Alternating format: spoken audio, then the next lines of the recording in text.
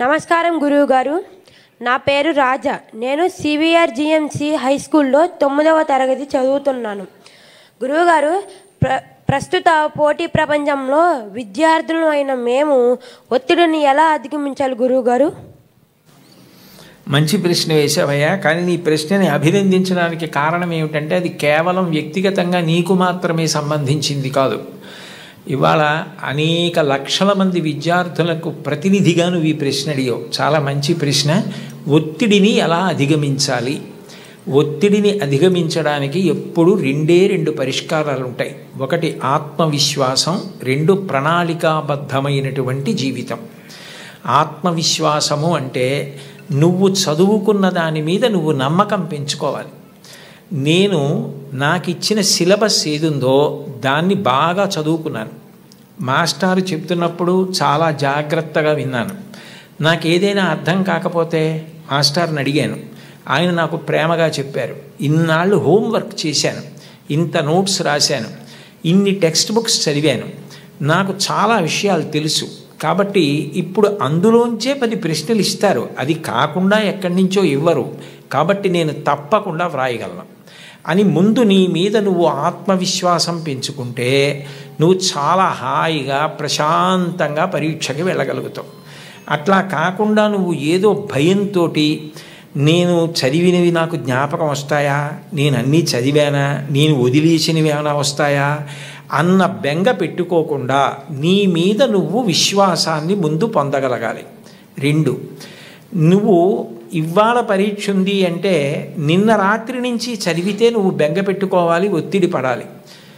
ప్రతిరోజు కూడా నువ్వు ప్రణాళికాబద్ధంగా నేను ఇన్ని గంటలకి నిద్ర లేవాలి అంటే ఖచ్చితంగా అన్ని గంటలకి నిద్ర లేవాలి. నరేంద్ర మోడీ గారి తండ్రి చెప్పులు వేసుకుని వెళుతుంటే టక్ టక్ టక్, ఆయనే వాడినటువంటి శబ్దం ఇది ఇంటర్వ్యూలో.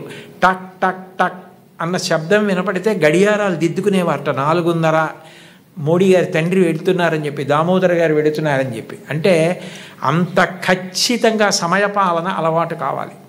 ఇన్ని గంటలకి లేవాలంటే అన్ని గంటలకి లేవాలి. ఇన్ని గంటలు నేను చదువుకోవాలంటే ఆ పుస్తకాలు కావలసినవి దగ్గర పెట్టుకుని గడికి లేవడం కాకుండా చక్కగా చదువుకోవాలి. అన్నం తింటే నువ్వైపోయినట్టు, నీళ్లు తాగితే నువ్వైపోయినట్టు, నువ్వు చదివింది నువ్వైపోవాలి. అంటే అంత బాగా చదవాలి. ఒక కాగితం మీదకి సూర్యరశ్మి పడితే కాగితం కాలదు. ఒక కుంభాకార కటకాన్ని, భూతద్దాన్ని సూర్యబింబానికి ఎదురుగుండా పెడితే ఆ కాంతి అందులోంచి వచ్చి కాగితం మీద పడితే కొంతసేపటికి కాగితం కాలుతుంది. ఎందుకనంటే ఆ వేడి భూతద్దంలోంచి ఒక చోట కేంద్రీకృతం అయింది, కాలింది కాగితం. నువ్వు చదివితే అలా చదవాలి. చదువుతున్నంతసేపు పుస్తకం ఏం చదువుతున్నావో అది నీలోకి వెళ్ళిపోవాలి. భూపసభాంతరాళమన పుష్కళ వాక్చతురత్వము ఆజి బాహాపటు శక్తి ఉన్నంటాడు భర్తృహరి. నీకు అవసరమైనప్పుడు అలా జ్ఞాపకానికి రావాలి. నువ్వు తిన్నది నువ్వెట్లా అయిపోయావో, నువ్వు తాగింది నువ్వెట్లా అయిపోయావో, నువ్వు చదివింది నువ్వు అట్లా అయిపోవాలి. నీకు అలా జ్ఞాపకం ఉండాలి. అలా ప్రతిరోజు చదువుకోవడం నీకు సంతోషం కావాలి. చదువు భారంగా చదవకూడదు. It must be a passion for you. ఎప్పుడు తెల్లారలేద్దాం, ఎప్పుడు చదువుదామని నీకు ఆసక్తి ఉండాలి, ఆతృత ఉండాలి, అందులో ఒక గొప్ప సంతోషం ఉండాలి. అలా నువ్వు time management, discipline, self confidence నేర్చుకుంటే ఒత్తిడి అన్న మాటే ఉండదు. నువ్వు ధైర్యంగా ఏ పరీక్షకైనా పెడతావు, ఎదుర్కొంటావు. ఎప్పుడైనా ఒకసారి వైఫల్యం లభించిందనుకో, కలాం గారిని తలుచుకో. ఫెయిల్ అంటే ఆయన ఫెయిల్ అంటే పడిపోయావని కాదు, first attempt in learning, FAIL అని డిఫైన్ చేశారు. ఇది మొదటిసారి పొరపాటు జరిగినది. మళ్ళీ చేతిలో మట్టి ముద్ద కింద పడితే భూమిని అంటుకుంటుంది, బంతి పడితే పైకి లేస్తుంది. అలా పైకి లే తప్ప బెంగ పెట్టుకోకు. ఇక పైన అన్ని విజయ పరంపరలతో కొనసాగు. శుభం భూయాత్. ధన్యవాదాలు గురువుగారు.